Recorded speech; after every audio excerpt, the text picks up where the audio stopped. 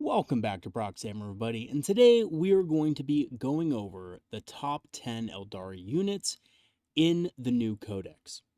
So guys, it is finally time. I've had enough games under my belt and, kind of studied the Codex enough to realize what units are truly the best overall in the Eldari book.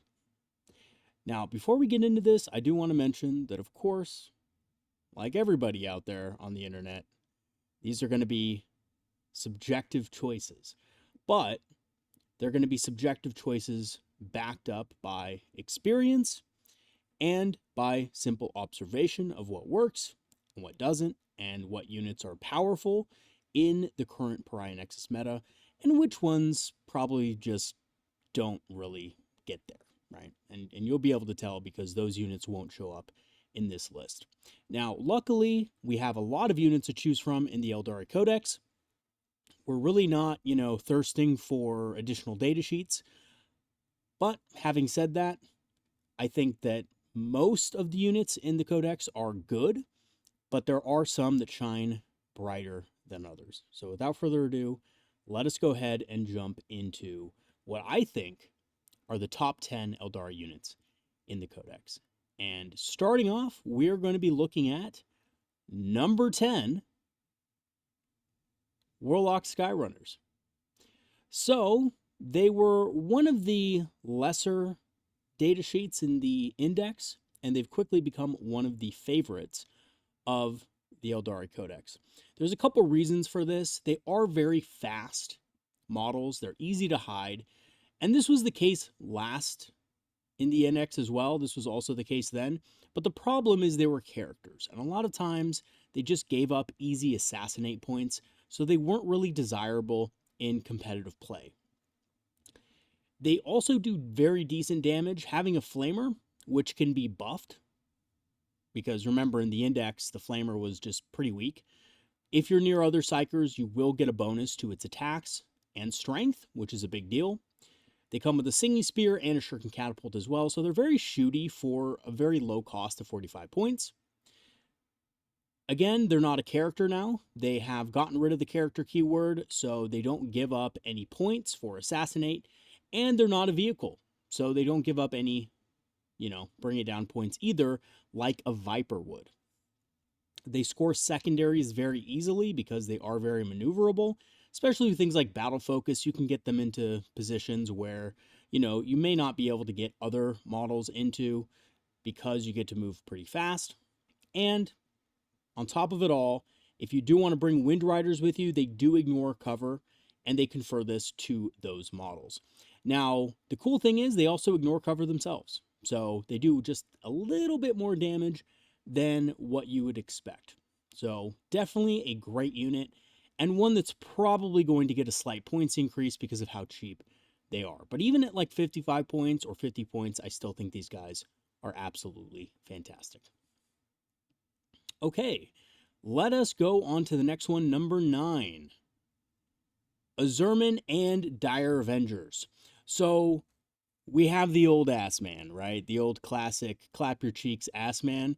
He is going to be able to just absolutely melt heavy infantry. He can move, shoot, move, which is an extremely powerful ability. It gives him value throughout the game. A lot of Eldar units are going to go up there. They're going to shoot once, and they're probably going to die. And, they're going to either trade up or you're going to roll bad and you're not going to do anything. Asurman's unit is going to be able to continuously activate throughout the game. So being able to move, shoot, move base without having to spend a CP is powerful. He's also a powerful, solid melee combatant. He has strength 6, AP -3, damage 3, dev wounds on his sword, which is extremely powerful, and a lot of people don't look at this guy as a melee powerhouse, but he absolutely is. I think to get the most out of Asurman, you definitely need to bring him into melee once his feat turn is done.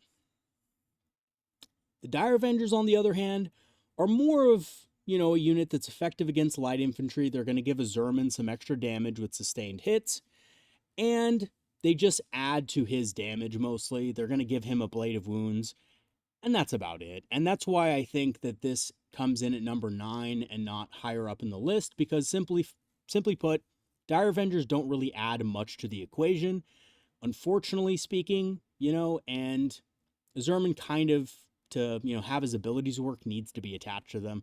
So they're more of a tax for him, but it is a good package. Dire Avengers aren't awful. I think a lot of armies out there would love a 75-point unit that does what Dire Avengers do. Unfortunately, we're just kind of spoiled for choice in this codex.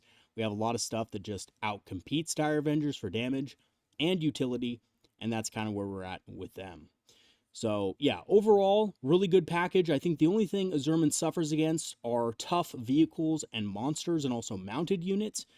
But I would kind of say not so much mounted units, because usually mounted units are toughness 5 or 4, and that means that Asurman's base weapons are going to be able to do just fine against them. But yeah, he does struggle against higher toughness targets. All right. That is the old ass man and his Dire Avenger bodyguard, and we are going on to number 8. Storm Guardians.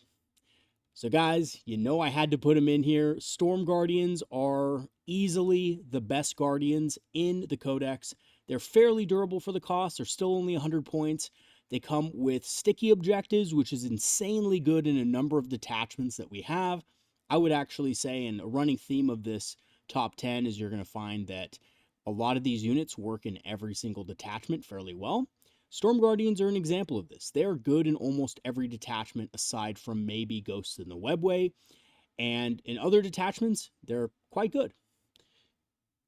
They also have very decent damage with their special weapons. So fusion guns and flamers, they have 2 of each, which make them, a pretty damaging unit against infantry, and they can punch up into larger targets as well. And because there's a lot of models in the unit, they have a good screening potential for your backfield.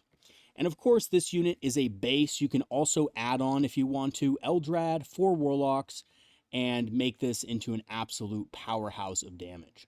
So there's a lot of things that this unit excels at, and it's going to be a staple in almost every competitive list, for the most part, in my opinion, that wants some extra primary objective control.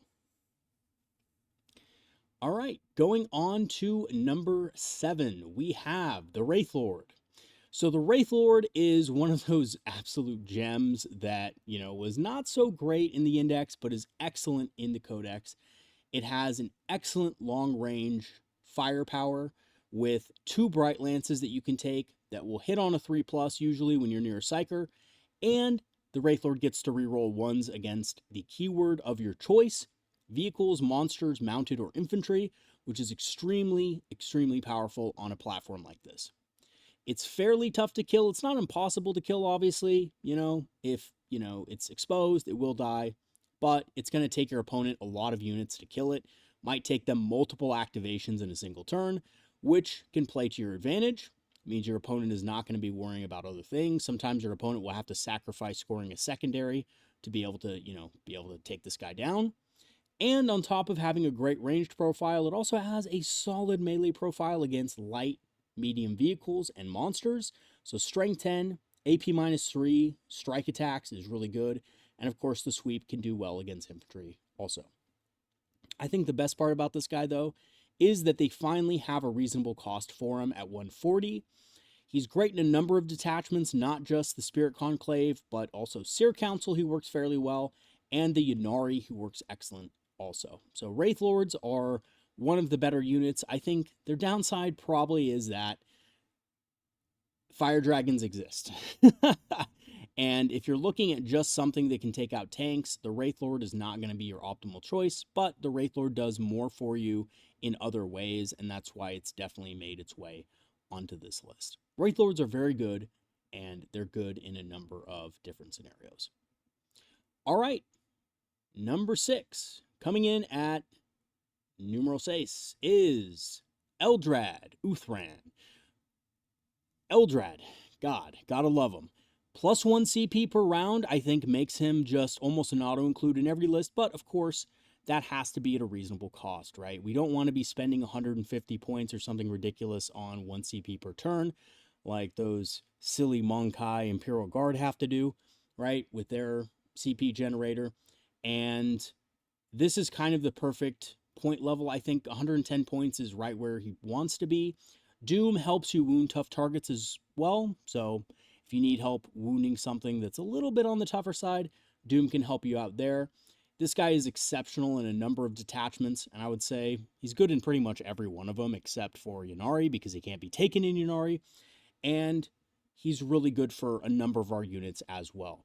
So for example, that Storm Guardian, kind of example I gave earlier, being able to give Storm Guardian Flamers and the Warlock Flamers that are hitting at strength 7 +1 to wound makes them extremely effective at killing a wide variety of targets.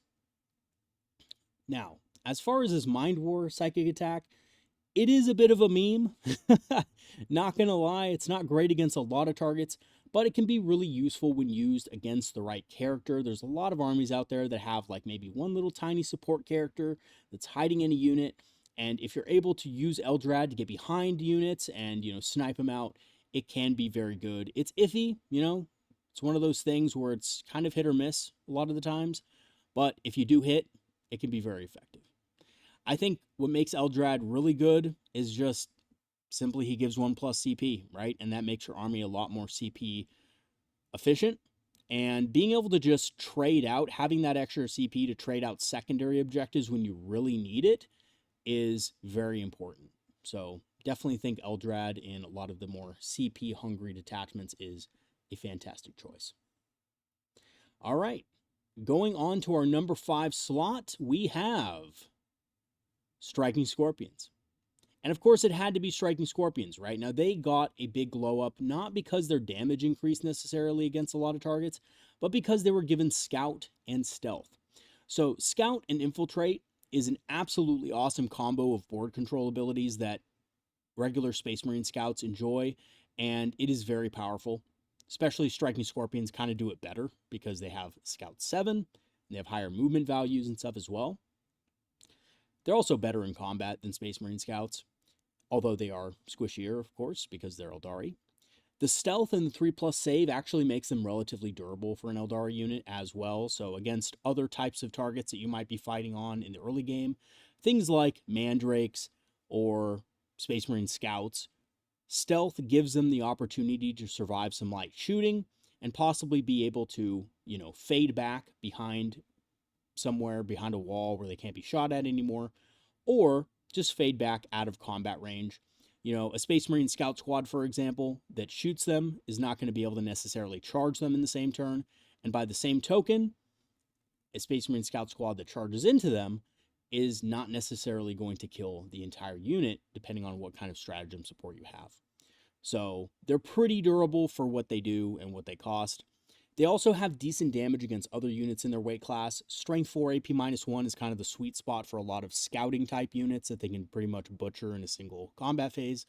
The exception being most Space Marine units that have Infiltrate are going to be, a little bit more durable, but Scouts having a 4+ armor save are going to fare pretty poorly against these guys if they do get the charge. So, yeah, Striking Scorpions are really good for their utility. Being able to just, go out there, infiltrate, then scout, depending on what your opponent's doing and who gets first turn, and then following up with either scoring objectives or skirmishing effectively against their scouts and stuff to clear the way for your other units to engage properly is going to make this unit a very valuable asset on the battlefield. And you're probably going to see at least 1 or 2 of these in most lists. All right, going on to number 4, we of course have the Dark Reapers. So the Dark Reapers, massive glow up as well. I think they were pretty decent in the index personally. Not the best unit out there, but definitely not the worst. And now they are just absolutely amazing. I wouldn't be surprised if these saw a slight points increase, being up to maybe 95 points or something like that, because they are very good. They have a massive range with anti-horde or anti-marine or Terminator equivalent weapons that can ignore cover. So having AP -2 on their guns to just get through that armor save and push to the invul save really makes them extremely effective at picking off Terminator equivalent stuff. They can also pick off more elite infantry as well. And also, not for nothing, they can also be very effective against armies like Orcs who have toughness 5 because their Star Swarm missiles, their alternate fire mode with 1 damage, does have strength 5, and it does have enough AP to cut through the armor of orcs and other, kind of more hordy type units. Leagues of Votann also comes in mind because they have 1 wound, but they also have toughness 5. So being able to ignore cover and just punch through most of their armor is going to be very good. These guys are good in a lot of different matchups, and I think that's what makes them insanely competitive. They also ignore all hit and ballistic skill modifiers. So if your opponent wants to pop smoke, Dark Reapers do not care, right? And I think this is what makes them really good into other things as well, like light vehicles or even medium vehicles.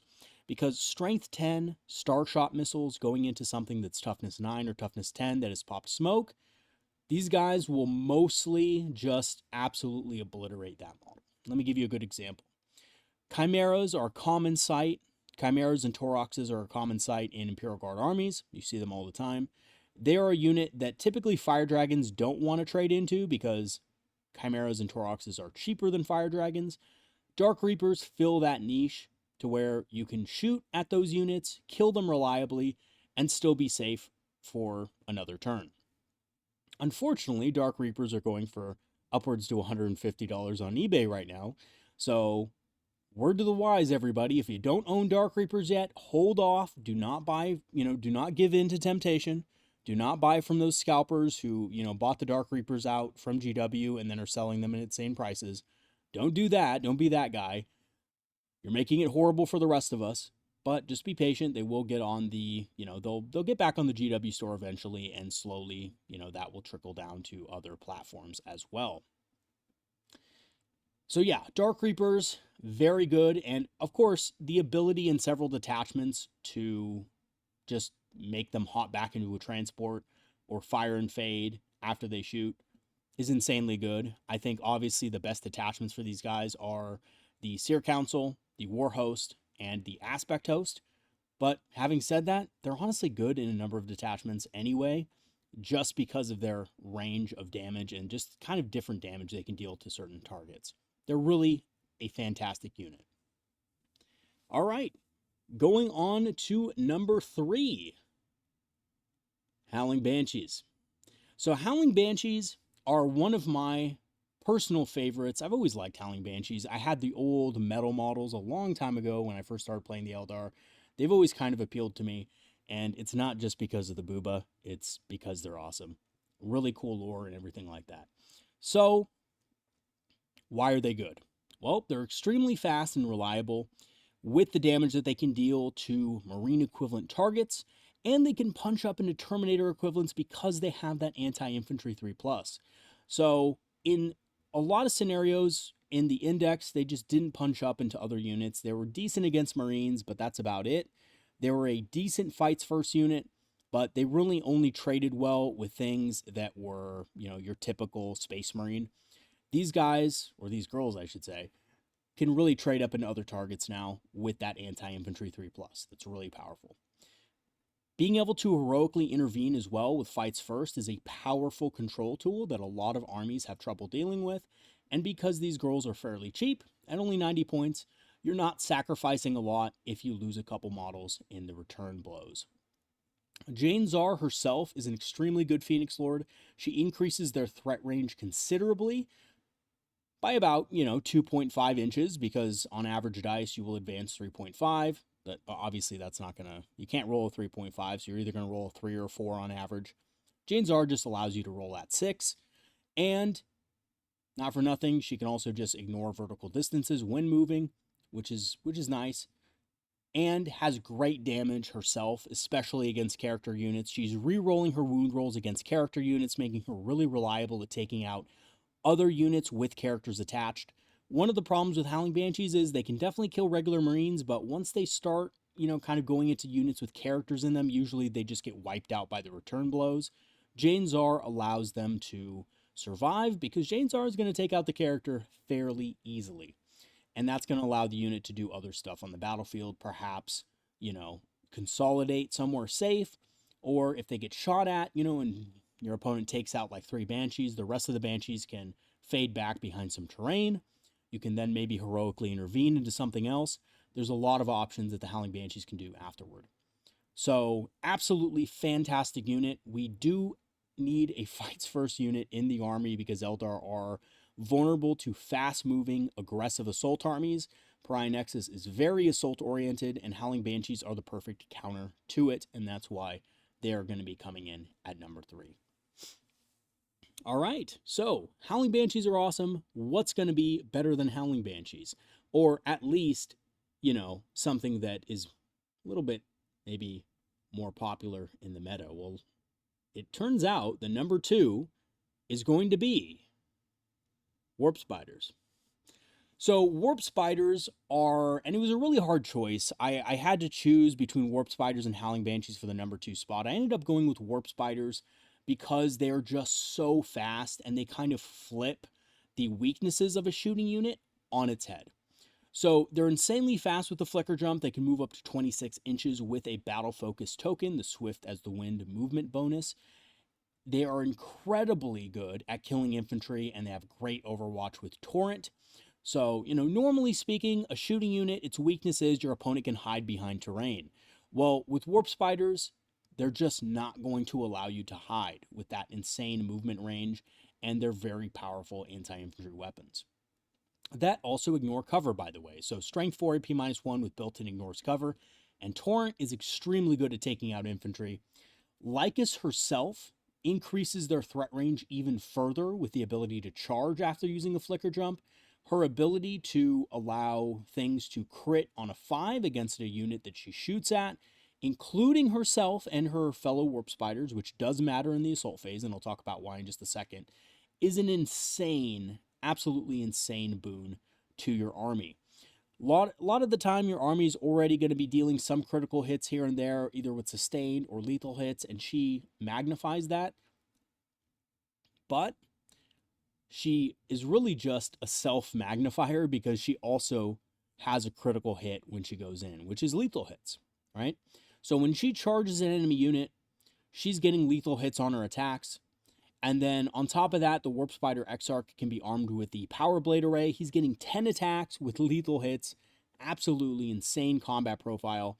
And that is going to clean up a lot of units. So Lycus with 5 Warp Spiders charging into a squad of Marines easily wipes them out, no questions asked. And they can do decent damage to vehicles as well, which is kind of weird to think about. Because they have lethal hits, they are fairly good into those targets. They can do decent chip damage into a lot of vehicles and tough opponents, which is something Howling Banshees can't really do. They can't really trade up very well into vehicles and things like that. They just don't have the strength or the ability to wound them. But with lethal hits, Warp Spiders can. So, also, Overwatch just to the face is always a good thing, right? I mean, coming in, shooting something, killing that thing, and then charging into a unit that you mark with Lycus, doing a significant amount of damage to that. If they try to fall back, you're going to overwatch them. Maybe you use, opportunity seized as well to move D6 plus 1. It's D6 plus 2 in Warhost, right? So there's just a lot of possibilities with this unit, and this unit is extremely hard to deal with if you use it correctly. So I absolutely think that this is the number 2 unit. And of course, Lycus is just super hot. I mean, yeah. I won't get into that right now, but yeah, Lycus is awesome in more ways than one. All right, now we're going to talk about some of the honorable mentions that didn't make this list, but are still insanely strong. So first up, let's talk about the Yinkarn. Now, I didn't put the Yinkarn on this list because personally I think it's pretty fragile, and it can only be taken in one detachment, which is the Ynnari detachment. And the reason why it's good is because of the Ynnari special rules, not because of the datasheet. And I just think that if a certain unit is locked to one detachment and it's only good in that detachment and you can't use it anywhere else, it can't possibly be top 10, right? That's just my personal take on that.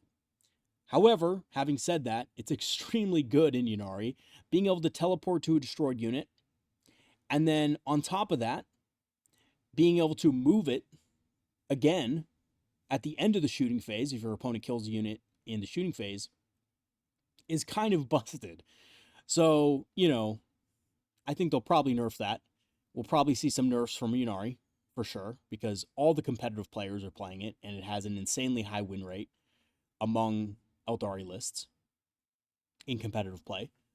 But yeah, the Yinkarn for now is really good. It's not necessarily that its stats are OP or anything like that. It's reasonably costed for what it is. It's just the buffs of the Ynnari just make it insane. We have the Autarch, which is always good. The Foot Autarch can join a number of units. It can join Howling Banshees, Striking Scorpions, well, what's the other one that I was just thinking about? Oh, yeah, Dark Reapers, right? It can technically join Fire Dragons as well, I think. Yeah, I think it can also join Fire Dragons. Basically, all of the foot aspects. And the Autarch is extremely good because it gives the unit a free CP, right? A free stratagem to use, which makes your army more CP efficient. And the Autarch itself has good damage and good stats, right?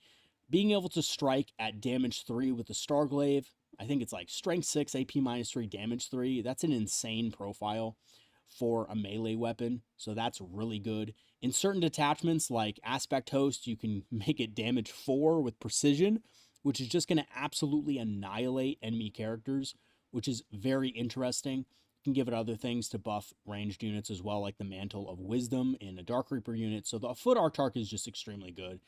Other than that, being able to reroll advance rolls is insane in a unit like Howling Banshees, where they need to advance and charge typically, and an Autarch allowing them to reroll the advance roll is really good. Also, being able to reroll the roll for things like Opportunity Seized or Fade Away or Fade Back is extremely good as well. So yeah, the Autarch is just a good model, solid for its cost, only 75 points, and really adds a lot of value to the units he joins, or she. Wind Riders are another unit that are really effective. I think the only thing is they're kind of locked down to a couple of detachments that they're good in. And outside of that, I don't know how effective they would be. For example, an Aspect Host. I think they're good in War Host. I think they can be good in Seer Council. I think they can be good in, well, obviously they can be good in Wind Rider Host, and I think that's probably the best place for them. In Ynnari, they can be good, because in Ynnari, they can get lethal hits and ignores cover, and if you put that with the Scatter Bikes, they can be really effective in that kind of list. But yeah, in general, Wind Riders are good. I just don't think they quite make the cut because there's probably about 2 or 3 detachments that they're good in, and they're definitely not the stars of the show there. They're just definitely a good anti-marine killing machine. We have Baharoth and Swooping Hawks in here. And again, Baharoth and Swooping Hawks, they just lost out. I just thought that essentially Warlock Skyrunners were more useful than them in general because their role is very niche. You can definitely use Baharoth to come in, clear things out with the 6-inch deep strike, and he auto crits when he cloud strikes in. So he deep strikes in within 6 and he auto crits. And if you can throw sustained hits on him, he can do quite a bit of damage. I think the reason why Baharoth kind of loses out for me personally is because the Swooping Hawks themselves aren't super good. They do have lethal hits and stuff, but the damage isn't spectacular, and their grenade pack ability isn't that good either. It's a couple mortal wounds at best, and basically, it's just like throwing a grenade, essentially. So that's good and everything, but it's not spectacular. It's not like the once per game, Melt-A-Mine that the, Kasrkins have, or, it's not like the Combat Engineers bomb. I can't remember what that thing's called, like Bomb Dog or something. Isn't it like a dog with a bomb on its back, a cyber bomb? I don't know what the heck it is. But the Krieg Combat Engineers have some sort of bomb ability that they use, and that's really good. And I just think that, basically,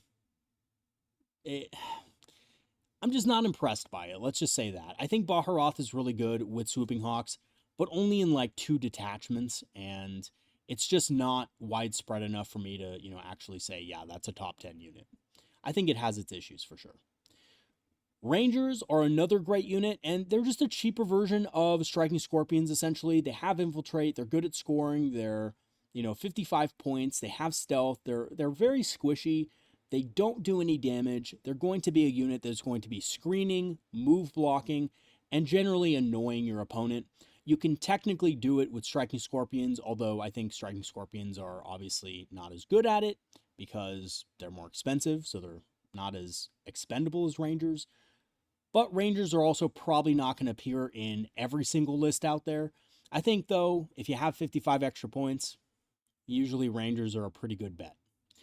Shroud Runners are also a good unit, but there's some detachments that they really just don't belong in, like Aspect Host, for example, or Seer Council.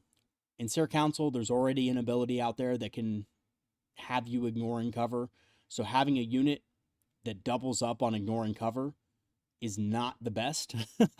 But I love Shroud Runners. I think they're really good in a number of detachments, just not every detachment. I think they're pretty good in Warhost, because Warhost doesn't have an easy way of ignoring cover. They're good in Spirit Conclave, because again, there's not an easy way to ignore cover there. And, Bright Lances do need to ignore cover, so Shroud Runners are good in that type of list. Wind Rider Host, they're pretty good in, just because of the fact that some of your units are going to be shooting things that the Warlock Skyrunner is not going to be shooting at with its Wind Riders. So having something that can ignore an additional point of cover is pretty good. Vipers are also extremely effective. Oh, and the other thing about Shroud Runners, right, they do have Scout. They are fairly durable, so they can score things like Sabotage and survive on, in terrain and stuff like that. So I do think they're pretty good for a secondary unit also. Vipers, very fast with star engines. They can get to places very quickly. They can make it harder for your opponents to, actually deal damage. You can use these guys kind of more of like a sacrificial unit to move block. They're only 65 points. They can carry a Bright Lance. They make an opponent -1 to hit. And they can score secondary objectives fairly easily. And they're small. They're low profile. And again, in a pinch, they can tank shock, right? Like, if you need something to really die in the late game, and you have like 2 or 3 things left, and one of them's a Viper, Vipers can do a significant amount of mortal wounds to very tough targets because they have that tank shock ability. It's not guaranteed, but having a toughness 6, model tank shock, it's going to be an average of 2 mortal wounds. And when the chips are down, and you really need to call on Lady Luck, call on Isha for a little bit of, bit of Eldari trickery, that could, be easily 4 mortal wounds if you spike or something like that. So yeah, Vipers I think are really good. They just barely didn't make the list. I think just Warlock Skyrunners right now just outclass them as far as secondary scoring goes, but they are still pretty good. And then we have the Warlock Conclave last. I know a lot of people are going to shit on the Warlock Conclave. They're really good. Attaching them to a unit of Guardians gives them -1 to wound, gives them a permanent fortune. They do a ton of damage for the cost, right? Like, even if you just want to have 2 of them in your Guardian squad just for a little bit of extra durability, they're also adding in 2d6 +4, strength 7, AP -1, flamer attacks, which is awesome. That's a lot of damage against infantry. And it gives them good Overwatch too. And if you want to include a Warlock Conclave, the max unit, it's 110 points, more expensive, but you're also getting double the shots plus 4 additional shots on top of that for having the extra Warlocks. They come with Singing Spears as well, so, they're throwing out their Destructors, but they're also throwing Singing Spears at the opponent. They're making your unit a lot tougher. They're making it harder to deal with. And I just think the Warlock Conclave is a fantastic choice. It's not a good choice in every single detachment, and that's why they didn't make the top 10, even though I really like them. But in things like Seer Council, Guardian Battle Host, and, I would even say to a lesser extent Ynnari, I think they can be very effective. Okay, now, the number 1 is probably not going to surprise a lot of you, but we are going to talk about some of the things that the reason why I think this unit is number 1, because there's a couple of nuances here that maybe some of you don't quite have a hold of yet. So our number 1 choice is Fire Dragons. It had to be Fire Dragons, right? Now, why are Fire Dragons the best? So I think the main reason, and this is something a lot of us can agree on, just point blank, point for point, they are the best anti-monster and vehicle unit in the game. They do the most damage for the points they are, and they have grenades on top of that. They are insane. My buddy who plays Ultramarines, he usually runs Eradicators, the Melta, the 3-man Melta Marines. that are like a little tougher and stuff like that than fire dragons, but they do less damage. He really likes those, and I really like those units too. I think they're really good. I don't know why more people don't run Eradicators. Maybe they're a little bit too expensive for competitive play, but I think they're really good. Fire dragons just do their job better for cheaper, right? Even though they're going to just die afterward because they're Aeldari. So they trade very well into a number of things. Now that's what people can just get. Just looking at the data sheet, that's what people will get out of fire dragons. However, notice I've included Fuegan in the fire dragons. Now I do believe Fuegan is one of the better Phoenix Lords. And the reason why is because he not only helps the fire dragons do their job better, but he does things after your fire dragons die. So Fuegan does extend their range, right? It does make it easier to get within melter range and stay safe afterward. But if you can't stay safe afterward, Fuegan has the ability to revive and has solid melee damage as well. So he has a strength 5, AP -4 fire axe with damage 3 and 5 attacks. It's really strong against Terminator equivalents, but it can also do some significant damage against a number of targets. So you have that powerful melee attack profile, but he also has a really good profile, range profile that is, against Terminators and Marine equivalents. So fire dragons, if your opponent has no monsters or vehicles and just has a lot of elite infantry, fire dragons are not going to be that effective. Even for their 100 points, they're just not going to do enough damage, especially against stuff like 4+ invuls.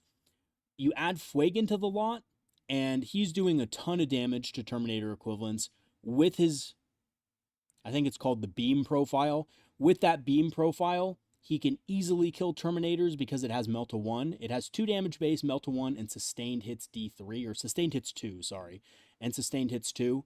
So you flip an aspect token to a 6 for Fuegan, and he's doing a ton of damage with that profile, even against infantry. So it allows the unit to trade into different targets, which is really good. Now, if that was it, though, I might not think Fuegan is that great. Honestly, if he just extended the range of fire dragons and had an alternate firing mode and a melee profile that was decent, I would probably not take Fuegan, but his revivability is what puts him over the edge for me, because that means Fuegan can activate more than once. And any unit in the game that does this much damage and can activate more than one time is going to be worth their weight in gold. So, check this out, right? Your unit destroys an enemy vehicle. Usually, that means your fire dragons are going to be dead. Your 100-point unit is going to be out the drain. You put Fuegan in the squad, though.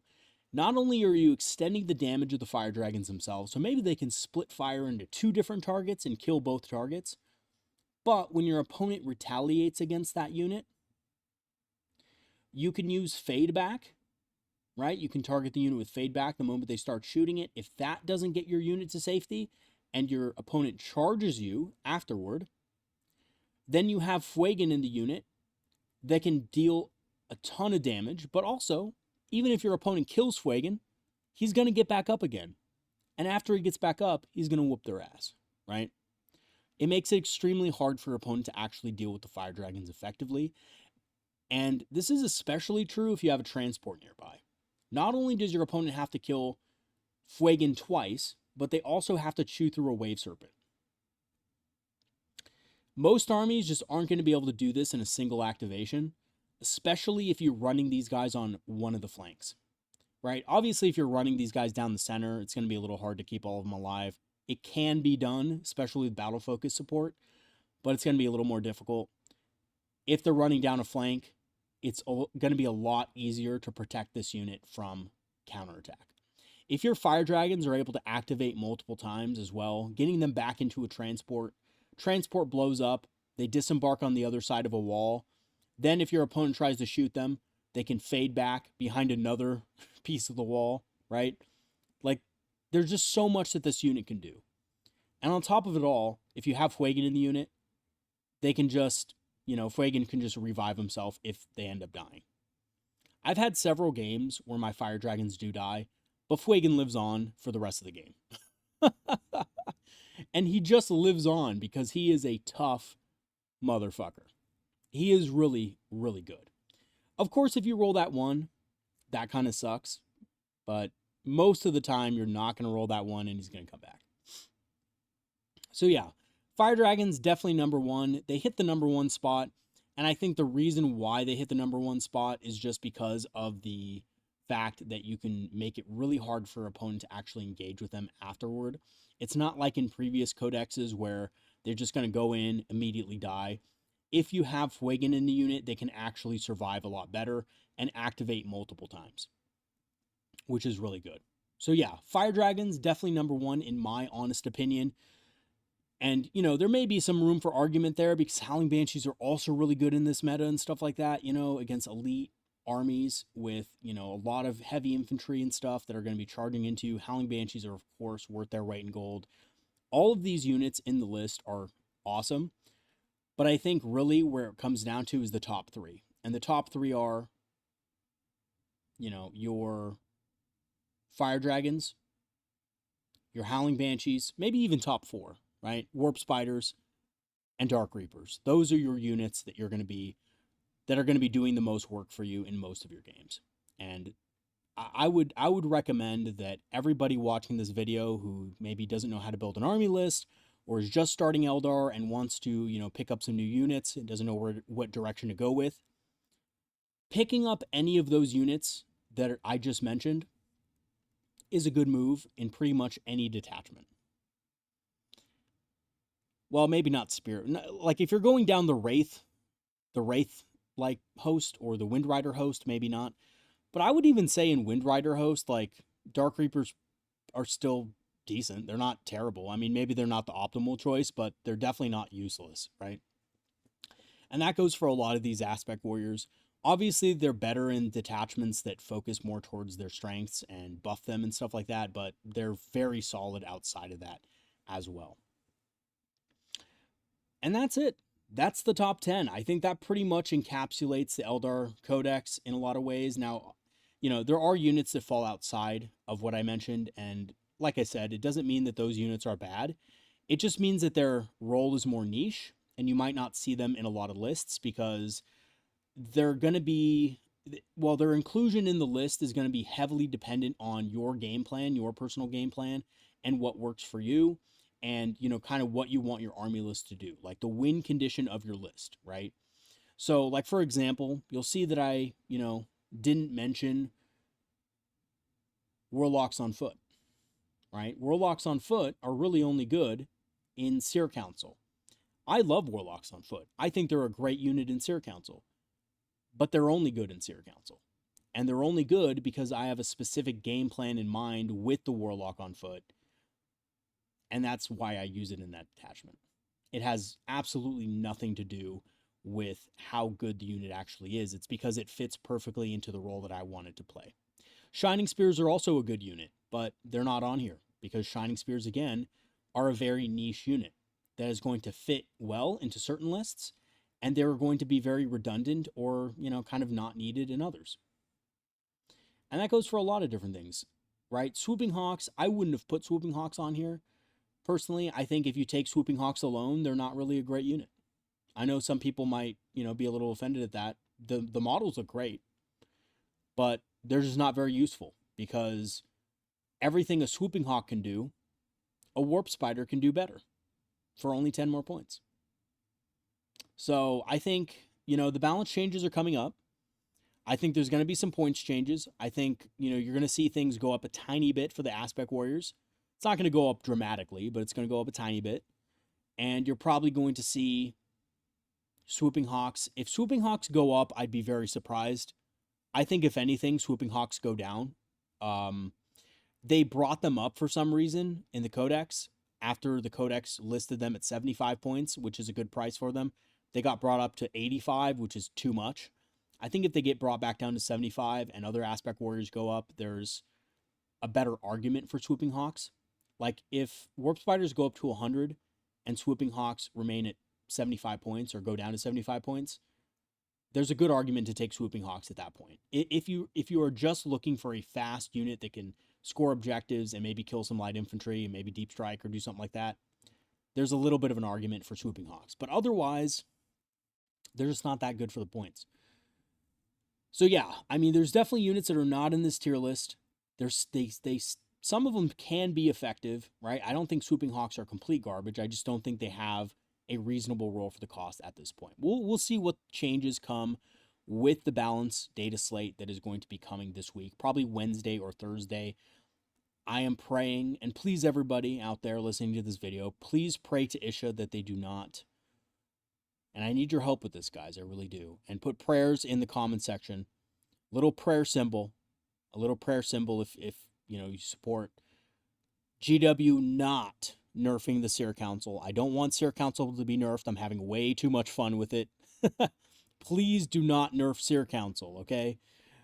It's Ynnari that needs a tiny adjustment. It's not anything else. And I don't even think it needs a huge adjustment. It just needs a tiny adjustment with the lethal intent ability to maybe limit the amount that you can move with it. Because being able to move 16 inches with it with a battle focus token is just insane, right? Like, that's crazy. That's crazy. That's too good. But yeah, please pray for me in the comment section, guys, and pray for every Seer Council enjoyer out there that they don't get nerfed. And yeah, that's going to be it for today's video. Thanks for watching, guys. You know, obviously, if you like the video, like the video. If you dislike the video, also, you know, dislike it. In the comment section, put your rage about how much you hate this list and how wrong you think I am. It really helps the algorithm of YouTube. And I just want to say, everybody disliking the videos, thank you, because you're increasing the amount of people that watch the video by interacting with it. And it also really makes me happy to see that some people disagree with me and they're so angry that they're going to put a dislike on the video. So thank you for that, guys. I really appreciate it. If you do want to support the channel further, I have a Patreon and I have a channel Discord. So if you want to join that, you just have to sign up for a Patreon free trial and you can easily join the Discord afterward for no cost to you. And afterward, you can chat with people like me and other, you know, Eldari players and enthusiasts. I have a good number of awesome and some more well-known people in the Eldar community as part of the Discord that love talking to other players and helping other players and stuff like that. I also have a channel store page. So if you want to grab some Eldar-inspired apparel, a shirt, a sweatshirt, sweater, mug, other things, stickers for your car. I mean, think you could be driving around. You know how those, you know, if anybody has this on their cars, no disrespect or anything, but you know how everybody has those, like, you know, eshy looking like anime girls on their cars nowadays, like all the like Uber nerds have that. Well, instead of that, you can have a sticker with, you know, the Eldari, the symbol of the Eldari, or a symbol of a Dire Avenger, just to show people, hey, I'm an Eldar enthusiast. I'm an Eldar fan. Come up to me when I get out of my car at Target and say how much you like the Eldar, and you know, you can make a friend like that. So look at that and check that out. So yeah, anyways, definitely check that out on the channel store page, and I'm also an Amazon affiliate if you want to grab some discounted Eldar minis. I am going to go through and revise some of the items on my, you know, Amazon affiliate link. So yeah, stay tuned for that. I'll try to find some good deals for you guys on Amazon so you can actually, you know, get some discounts. Right now it's a little hard because everybody is just purchasing everything Eldar. But that will change soon, I think. Especially after these nerfs coming up, I think a lot of the meta chasers are going to move to other stuff. But we'll see. I think the Eldar are just really cool, and even if Fire Dragons cost 200 points, I'm still going to play Eldar because I love them. But I'll be mad about it. All right, everybody. That's going to be it for today's video. Thanks for watching once again, and I'll see you guys next time. Have a good one, everybody, and peace out.